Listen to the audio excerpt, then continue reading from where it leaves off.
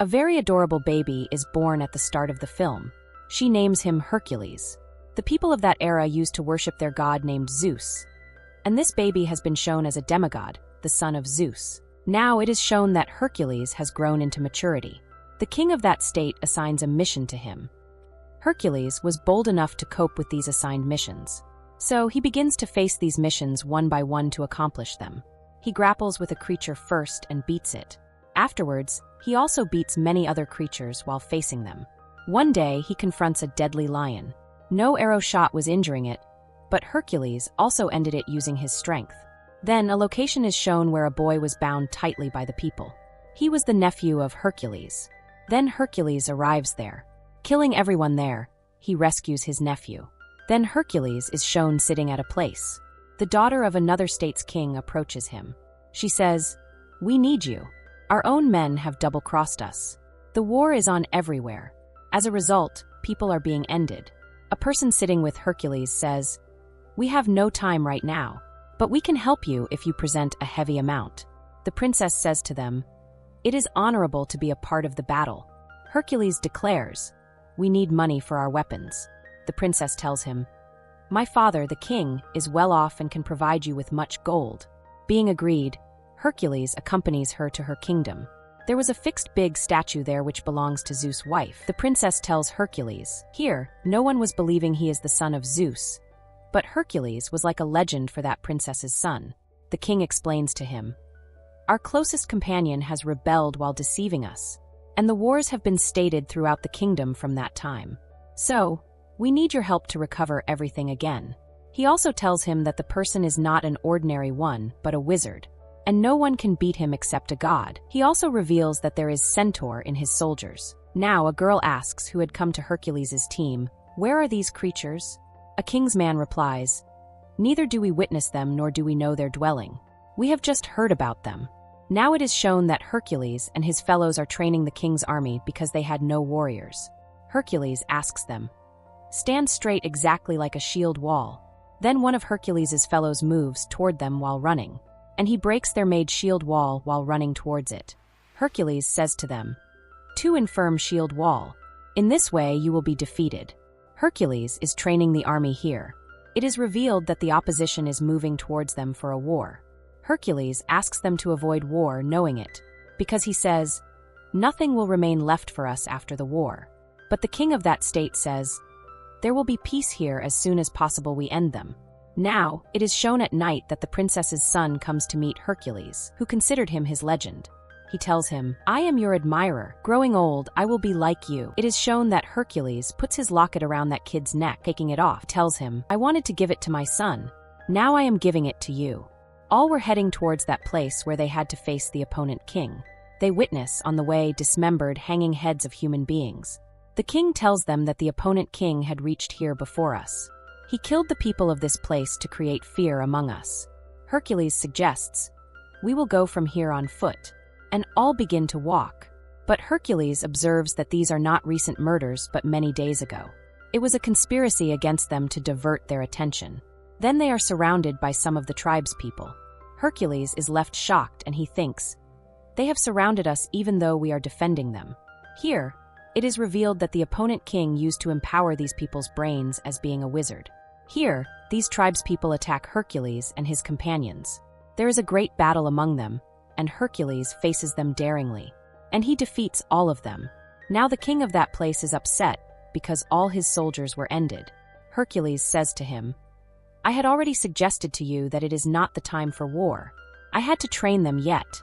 The king agrees with him, but it is seen that Hercules has started to live in depression, losing his sleep at night. He has a nightmare that his family is no more, and he also dreams of the three-headed creature. "One of my companions," Hercules states, "I had a conversation with a creature before arriving here, who delivers the divine message to the human beings, and it also predicts the future. It told me about you that you will have to accomplish your imperfect mission." Being disturbed, Hercules does not give much attention to the said words. Hercules had a wife and 3 kids who were slain, and all the blame was put over him. Anyhow, they reached the opponent king. It appeared that Hercules' trainee army would be defeated, not battling perfectly. Fortunately, they win the battle. Now it is shown that the opponent king moves to Hercules, so that he may end him. Immediately, Hercules suddenly enslaves him, falling down from his horse. He presents him before the king after enslaving him. The opponent king says, "You have bound me for nothing. I did not destroy your state." Hercules asks, "Who is responsible if you are not blameworthy?" The opponent king says, "Think, the king for whom you are battling. Why is his army not with him if he is praiseworthy and mighty? And why does he feel the need for you? That king is not righteous for whom you are battling." An occasion is celebrated at night where the king is crowned because he had expanded his kingdom everywhere. Here, the opponent king was also chained up. All were mocking him, but the princess does not feel good witnessing it. She takes pity on that opponent king. Hercules was observing all these happenings. He asks the princess going towards her, "Why is it like this? Why did you feel pity for him? You can disclose the truth before me." She tells him, "My husband was the king of that state where he holds the seat of king, but my father seized the kingdom, poisoning my husband. And this captive king was the distinct man of my husband. So he turned against my father and the war broke out." She tells him the opponent king is innocent. "He is not our rival. My father is guilty behind it, but I could not oppose my father because of my little son, who is under his supervision." She requests him, "Take my son from here and make him like you after training." Here, the king's peculiar man comes and says to Hercules, "The king is calling you." Now, Hercules moves to the king.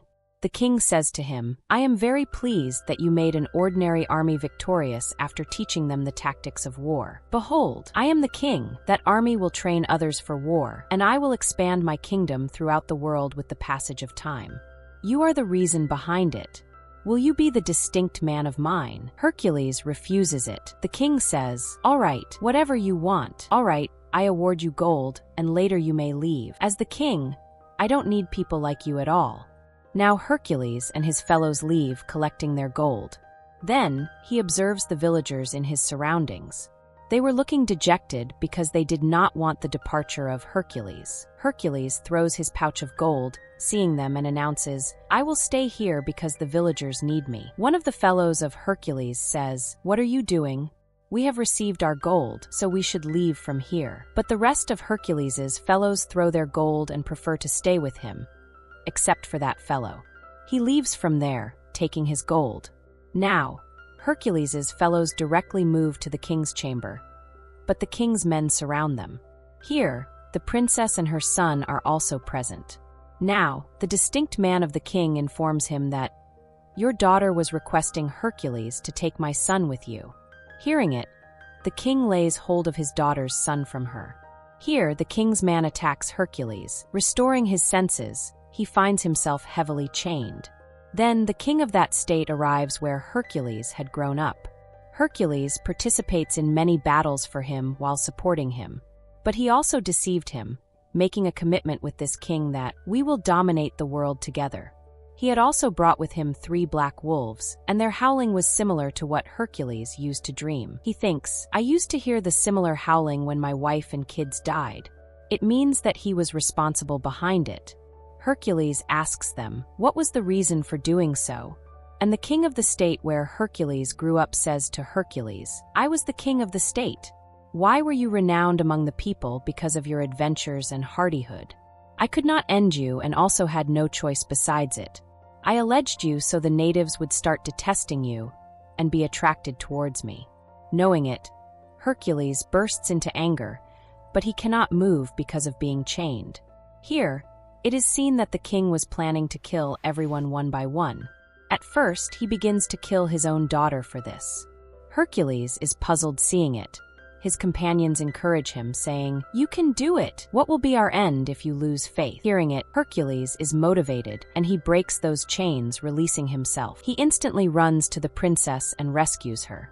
Now, 3 wolves attack Hercules, moving towards him, but he finishes 3 of them amazingly.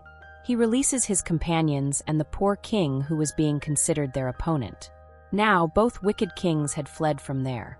Somehow, Hercules captures the king in whose state he grew up. He stabs him to death in the same way as he had killed his family. Afterwards, he goes towards the palace, taking his companions. He witnesses that the king is standing there with his armed forces. while a king's man has pointed a dagger at the princess's son's neck on one side. The king commands them to execute this kid, but Hercules' companion, who had left after taking the gold, immediately shoots an arrow at the executioner of that kid.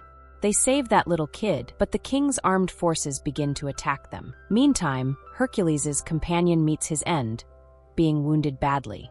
Now, the rest of the armed forces of that king were heading toward them, but it is seen that Hercules' men had made a shield wall that was indestructible.